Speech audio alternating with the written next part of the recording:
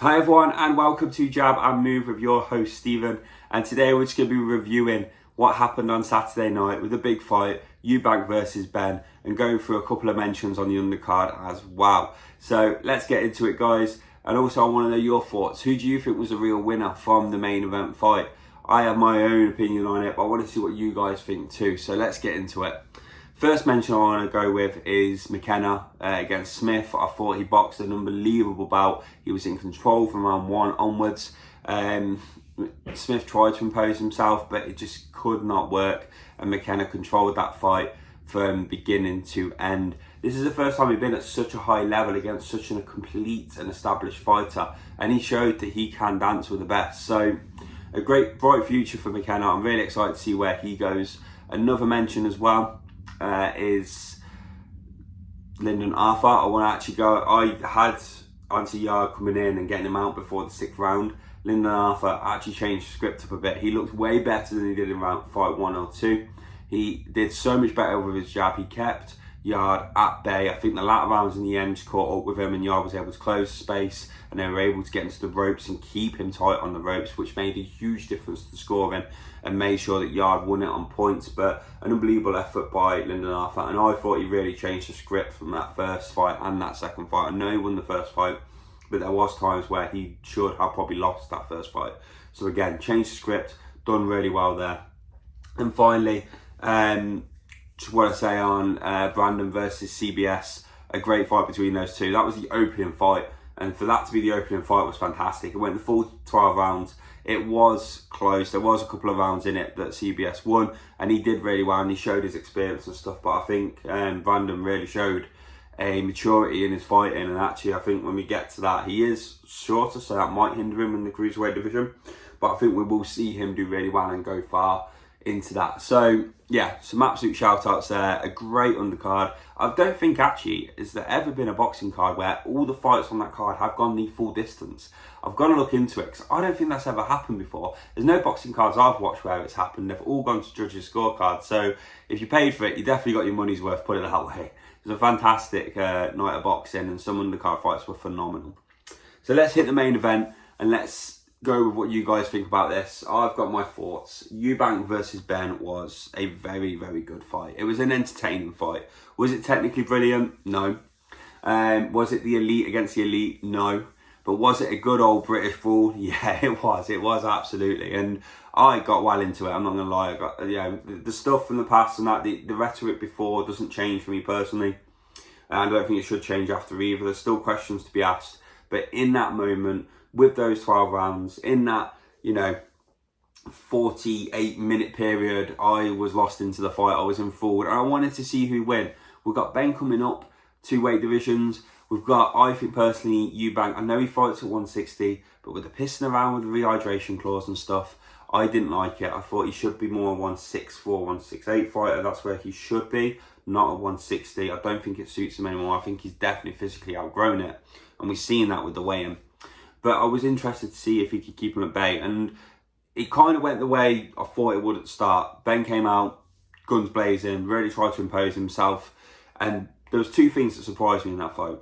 Benn hurt Eubank early and really hurt him in terms of making him wobble a bit, which I was surprised about because I thought it might happen later in the fight. I didn't expect it in the first 3 rounds. And you could see with the weight, it didn't hamper his punch power, which was good. It actually enhanced it, and that's something me and my friend were talking about would it enhance, would it take away? And it actually enhanced. And then with Eubank, he put the punches on him, and technically he kept him with his jab for a bit, especially in the middle rounds going to the later rounds. But he put it on Benn. And the thing that I noticed with Benn is he sucked it up. Like, he got smacked a fair few times, full board. Uppercuts as well. There was a one in round 5, I think it was, with the uppercut, which was phenomenal from Eubank, actually. It was a really good uppercut. And Benn just sort of sucked it up and cracked on. So I was surprised because the weight difference, when you see him in the ring, like the way in it looks, obviously, Eubank was a bit gaunt, so it looked closer, but in the ring, you could tell 2 different sizes. There's a reason why there's weight classes in boxing because of that. But Eubank, Benn, managed himself really well, and I was surprised. And again, he ran out of steam towards the end. He actually took a rest, I think, sort of in the middle rounds and came back sort of 8, 9, 10 was really good for him. and then that 11th and 12th, that got away, and the judges got it right. Eubank won on points. I was surprised there was no knockdowns really between the two. I thought there would be. At least both from going down, if not Eubank going down a couple of times, I thought, because of everything else. But yeah, it was a phenomenal fight, an absolute cracking fight. And like I said, I got lost in the moment, but all enjoyed it. But there is a thing to talk about here, and the thing I want to look at is who is the real winner from this fight. So I would say personally, Benn is the biggest winner out of this. I don't think Eubank comes out with much more than the win on that night.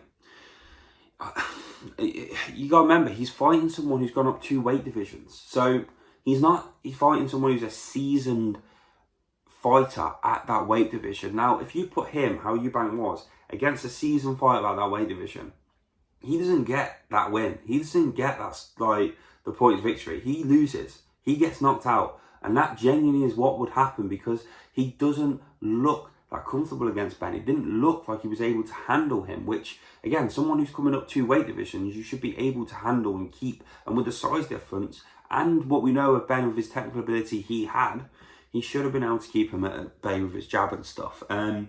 My big thing was the punch resistance, because he got so gaunt, because he lost so much weight, and because they pissed around with the weight division, with the rehydration clause. I thought it was going to really affect him. And it did. It did affect his punch resistance. We've seen it. But he came through it, and I've got to give him credit where credit's due. He put it on his gum shield and he fought through that. And something had to happen there. He had to get through somehow, because I think if he didn't fight on his gum shield and do what he did in the last couple of rounds, you would have been looking at a draw, if not a very slight Benn victory. So yeah, I mean, Eubank comes out of it with the win, but not much more than that. Now, Benn has all of a sudden, status has grown massively. If he goes back on 2 weight divisions, he wins a world title, end of conversation. Goes back to 147, he will go and win a world title. He is a really good fighter. He always was before. He was in an absolute groove before the film with the drugs, and obviously the failed tests and all of that that's come around with that. Whatever's happened there, before that Eubank fight, number 1, 2.5 years ago, he was on a roll where a few more fights, he would have been a world champion. He should now go back to 147 and be a world champion. Not mess about anymore with Eubank. That's done, dusted. We don't need to see it anymore. He ain't going to win the second fight.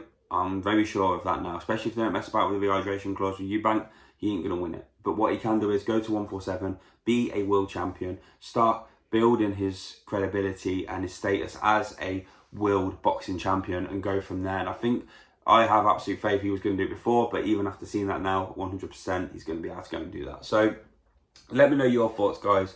What do you think? I think the real winner out of this is Benn, much more than Eubank. But what do you think? Who do you think's come out the best?